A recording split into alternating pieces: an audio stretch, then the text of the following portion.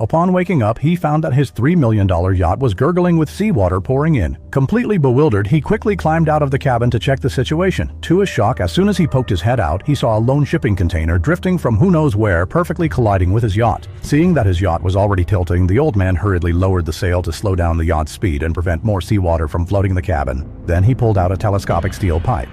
Wedged between the container and the hull, he used all his strength to try to pry the container away. However, after a couple of attempts, the steel rod bent and the container remained firmly stuck in the hull. Seeing that this method wasn't working, the old man had to think of another way. Just then, he noticed a small hole in the corner of the container. He quickly went into the cabin and pulled out a heavy anchor from the cabinet. After securing it, the old man carefully jumped onto the container and threaded one end of a rope through the small hole.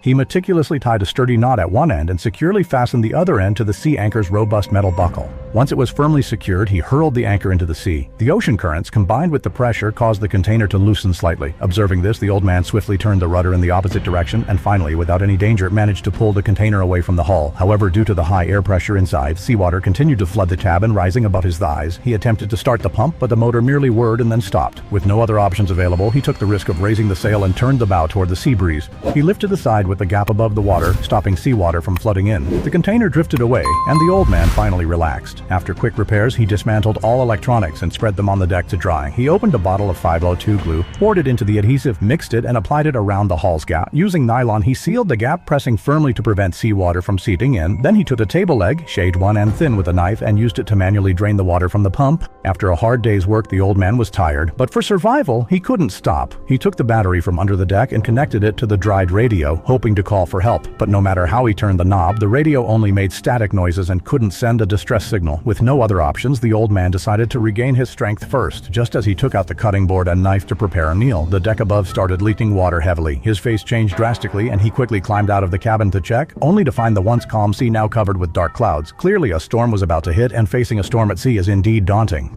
It's terrifying. Just a single wave can overturn a 20-ton yacht. The old man in the cabin didn't have time to react, lost his balance, and crashed into a pillar, passing out immediately. When he groggily came to, he found that the deck had a large hole punched through by the waves, and the seawater pouring into the cabin had already reached his thighs. Without time to think, he struggled to climb out of the cabin in the midst of a level 4 storm, pulling out a life raft to escape. He securely tied a rope to the yacht's railing, and with great effort tossed the life raft into the sea. Watching the life raft drift a certain distance away, the old man gave the rope a strong tug, and the life raft began to automatically inflate with a whoosh. As the life raft fully expanded, the old man used all his strength to pull it back to himself. Then, with a backward leap, he jumped onto the life raft, set up the rain cover, and fell into an exhausted sleep. When he woke up again, the sea was calm and his yacht was being towed along. At this moment, Juting had already sunk halfway, so the old man quickly pulled the rope to get closer to the yacht. Before the yacht completely sank, he moved all the unfinished canned food and usable supplies onto the lifeboat, then watched helplessly as his beloved yacht sank completely into the sea. Even so, the old man did not give up hope of survival. To quickly determine his location, he opened the emergency kit, took out the well-preserved sextant, and using the instructions, learned and used it simultaneously.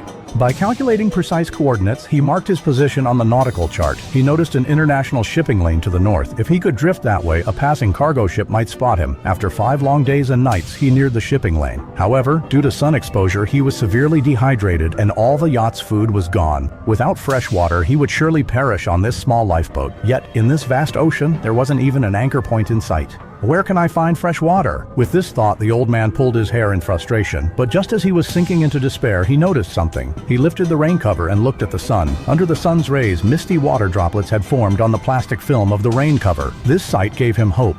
He perked up, looked at the water bucket, and took out a small knife, preparing to make a simple freshwater device. The old man used the knife tip to poke a hole along the bucket's edge, making a scraping sound as he went around the rim.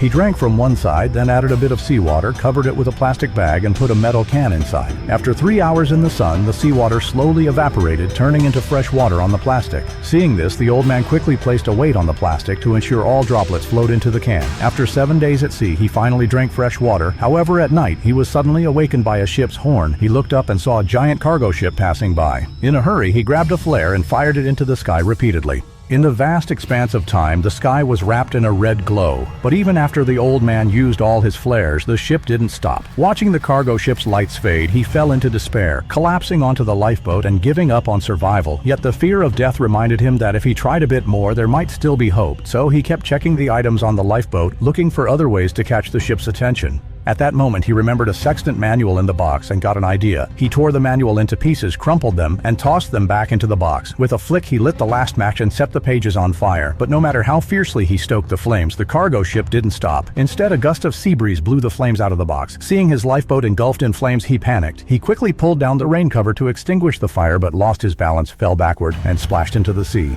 In an instant, the icy seawater mixed with endless despair enveloped the old man completely, extinguishing his last bit of will to survive. He stared blankly at the lifeboat burning out on the surface, deciding to give up struggling and let his body sink freely into the hopeless depths. However, just as he lost consciousness, a glimmer of light suddenly appeared next to the lifeboat. Seeing this, the old man immediately opened his eyes wide and discovered a ship conducting a rescue operation on the sea. His will to survive was reignited, and he resolved to swim towards the surface with all his remaining strength.